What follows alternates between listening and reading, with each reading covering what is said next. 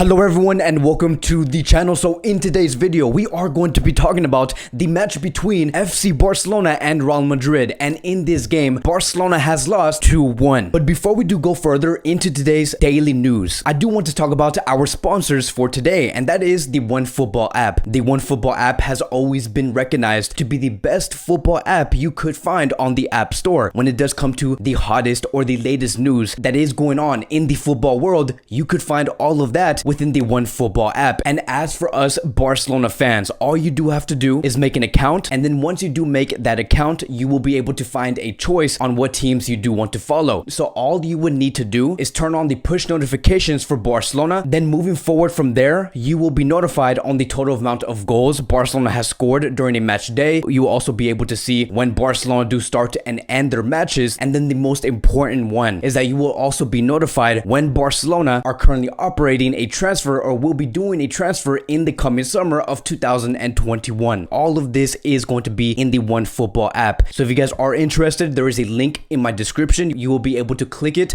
It will take you straight to the app, and then from there on, you'll be able to create your own account and then follow the teams that you do want to follow. And I would also like to thank the OneFootball app for sponsoring this video and for supporting an independent creator. But now let's get back into the video. So like I have said, this was a very decisive match. No, is Real Madrid going to be winning La Liga because of this win against FC Barcelona? The possibilities is still a very 50-50 for both FC Barcelona and Real Madrid. But the main reason why a win for FC Barcelona could have been so big for this team, it was because it would prevent Barcelona from having such a tight La Liga race. Because now with this win coming from Real Madrid, the title race is on. The La Liga could go to either Atletico Madrid, Real Madrid, or FC Barcelona. And as for the game itself between Real Madrid and FC Barcelona, this was a match where both teams have showed their weaknesses. Both teams have shown that they still have vulnerabilities within the squad. But in the end, Real Madrid have grabbed the 3 points. So if you guys are new here, welcome to the channel. The way that I am going to be formatting this video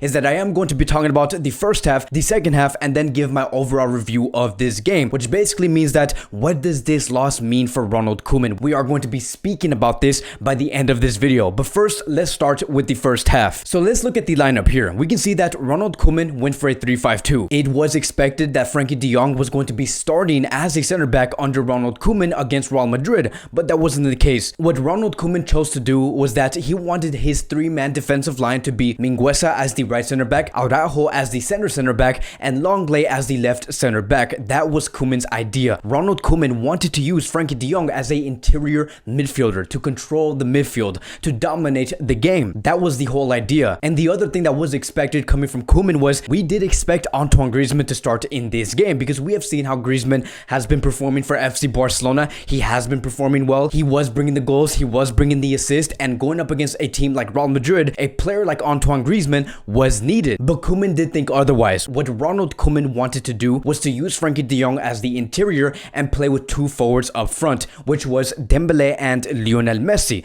Now going into the first half, Barcelona did dominate the first 10 to 15 minutes. Barcelona looked very focused on trying to get that first goal up against Real Madrid, because Barcelona were creating chances by chances. But the one biggest problem that Barcelona has encountered as Barcelona were trying to dominate the game was that Real Madrid were closing down very well. They were playing with 10 men in Barcelona's final third area. And every time a player like Frankie de Jong, Pedri, Busquets, or Messi, every time they did receive the ball, Real Madrid always ended up defending these players and surrounding them with 3 to 4 players. Now here was what really caught everyone's attention about the first half. Slowly after the first 15 minutes were fading away, the one thing that we really did see was that Barcelona were letting Real Madrid gain some momentum, and that is very dangerous. But that was also the biggest problem, because the last thing you want to do in a game like this, and especially in El Clasico, is that you do not want to have your opposition gain momentum, because then you're going to be in trouble, because then you're not going to know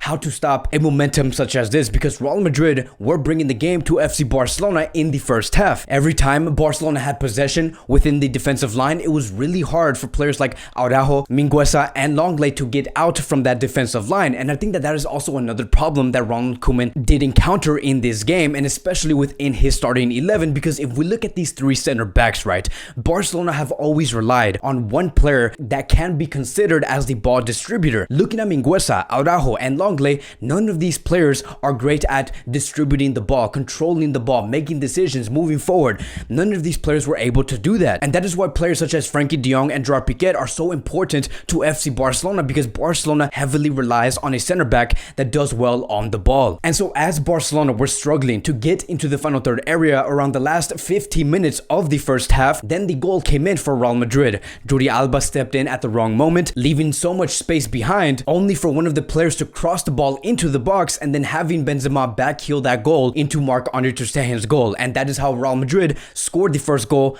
against FC Barcelona. About 10 to 11 minutes later, on the 26th minute, we did see Toni Kroos score a free kick goal up against FC Barcelona. And it wasn't really Toni Kroos' goal, because Serginho Dest did deflect the ball into the goal, which meant that Marc-Andre ter Stegen had a lot of trouble trying to block that shot. But in the end, Barcelona were losing 2-0 before we did end up going to the 30th minute of the first half, and Barcelona were in trouble. Fast forwarding towards the 43rd minute, we almost did see Messi scoring an Olympic goal up against Real Madrid. It would have been so nice for Messi to score a goal like this, but it did not go in. It did hit the post, and Barcelona continued to lose 2-0 up against Real Madrid. But here's the thing, right? As we were examining the full first half that Barcelona has displayed, one of the main reasons why Barcelona did not capitalize off of the opportunities that they were making within those first 30 minutes of the first half, it was because many of these players such as Messi, Dembele, sometimes Pedri, sometimes Frankie de Jong were having so much trouble understanding the build-up play in the final third area. Messi was trying to play one game while Dembele was trying to play another. Many of these passes looked very disconnected, and that greatly harmed FC Barcelona, because Barcelona could have scored in the first half, and because they did not do that, Real Madrid did find those two goals within the first half, and that also did create another problem. Every time Barcelona did lose the ball in the final third area, Real Madrid gains possession and then they immediately pass it towards Vinicius. That was Madrid's game. That is exactly how Real Madrid wanted to approach FC Barcelona, was to find those disconnecting passes between the Barcelona players and then immediately pass it to Vinicius to make those runs and go up against Mingueza and Ronald Araujo. That was the football coming from Real Madrid. And I was taking a step back, right? I was just looking at how Barcelona were trying to create in that final third area, seeing how well they were doing in those first 10 minutes, only for it to slowly deteriorate in those last 20 minutes of the first half. I was really thinking, Barcelona really need a player like Antoine Griezmann, right? And when I do mean by needing a player like Antoine Griezmann, I do not necessarily mean by we need Griezmann to come in here and score a hat-trick for FC Barcelona. What I mean is that Barcelona needed a player like Griezmann to be the backbone of what Barcelona were trying to build. That is what Griezmann is really good at. That is the Antoine Griezmann that brings the best out of FC Barcelona, is when he is acting as a shadow and becoming the backbone of Barcelona's build-up play. Griezmann is really great at that. And then you look at how much possession Barcelona had in the first half. They had a total of 68% possession, almost 70%. How are you going to tell me that Barcelona had less total shots than Real Madrid? How? Barcelona had 6, Real Madrid had a total of 8. Barcelona should have had in this game more total shots than Real Madrid, and especially more shots on target, but it wasn't the case. Barcelona were deteriorating throughout the first half, and then going into the second half, we did see exactly what many were talking about, and that was that Antoine Griezmann immediately came into the second half. And let me tell you, Koeman has never been a coach that brings in players in those first 1 to 2 minutes of the second half. He usually places them around the 60th minute or the 70th minute, but Ronald Koeman knew exactly what was the problem in this game. They needed a player that can act as a shadow, someone who can build in the build-up play, and that is why we did see Griezmann come in for Serginho Dest in the second half. And then there was a few readjustments being made. Frankie de Jong did play as a center back between Ronald Araujo and Longley, because Koeman simply just needed that control in that defensive line. And let me tell you, we are going to continue to talk about how important was Antoine Griezmann's game in this game, because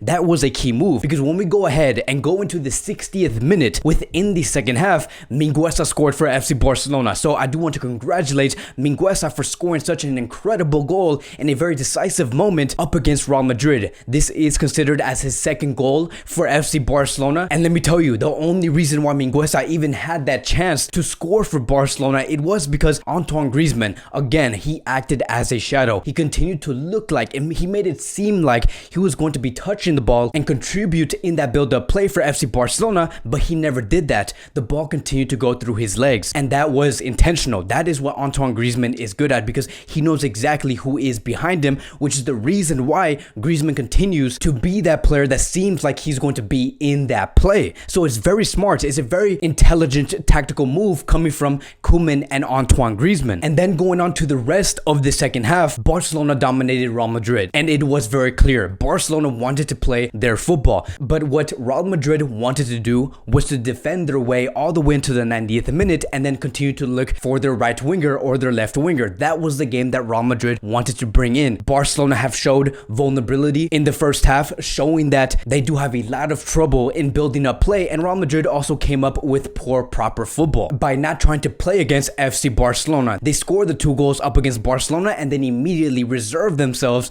in the final third area. But overall, for FC Barcelona, it was a much better second half display compared to the first half. Barcelona created wonderful opportunities. It was very unfortunate to see Barcelona not find that ball inside the net, and then fast forwarding towards the 85th minute, we did see Jordi Alba and Ronald Koeman receive a yellow card, and that was only because Martin Braithwaite was running for the ball, and then we did see Mendy try to pull the shirt of Martin Braithwaite inside the box, and that was a clear penalty. I have no idea what the ref did not see in that gameplay, nor was he even bothered to check the VAR screen in order to see if this was actually a penalty, yes or no. But many and the majority of the audience are going to be saying that this was a penalty, but the ref did not see it. And Jordi Alba and Ronald Koeman were the main ones that wanted to speak out in this penalty protest, and that is why they have received the yellow card. But Barcelona did not want to let this go, because fast forwarding towards the 89th minute, we seen Messi receive a free kick, and on top of that, we have also seen Casemiro receive a red card, and Real Madrid were playing with 10 men. And then lastly, fast forwarding towards the 94th minute, we did see Moriba taking a shot in those last dying seconds of this Clásico that could have tied Barcelona in a 2-2 tie before the game was over, but the ball again did not go in, and I really wish that shot that Moriba did take went inside, because man, that would have been such a game to see Moriba, a Barcelona B product, to score the tie up against Real Madrid. But again, it did not go in, and many players were sent up inside the box. We did see Marc-Andre ter Stegen also try to take a shot, but it was blocked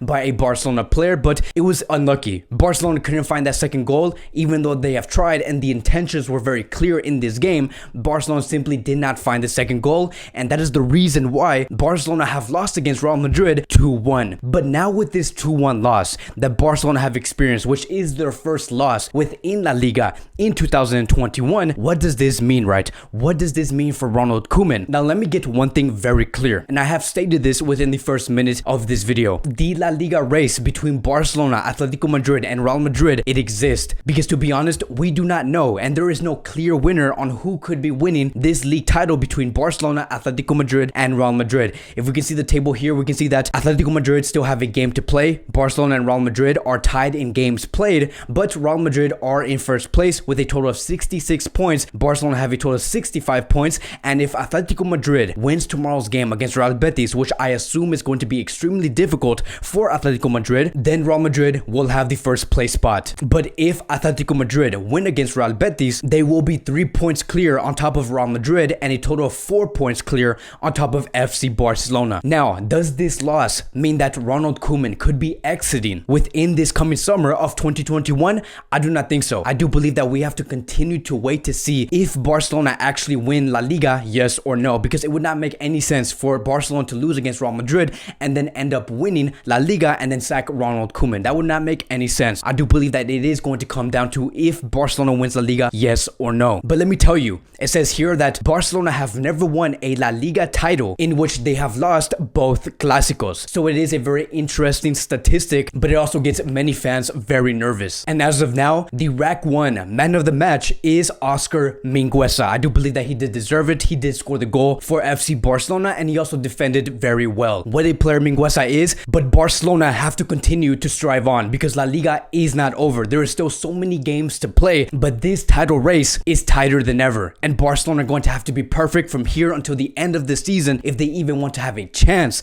to win this La Liga title. But that's going to be it for today's Barcelona post-match review. Let me know who was your man of the match in this game, and do you believe that with this loss that Barcelona has experienced against Real Madrid, do you believe that the La Liga title is over for FC Barcelona? Thank you guys so much for watching, and I will see you guys in the next video.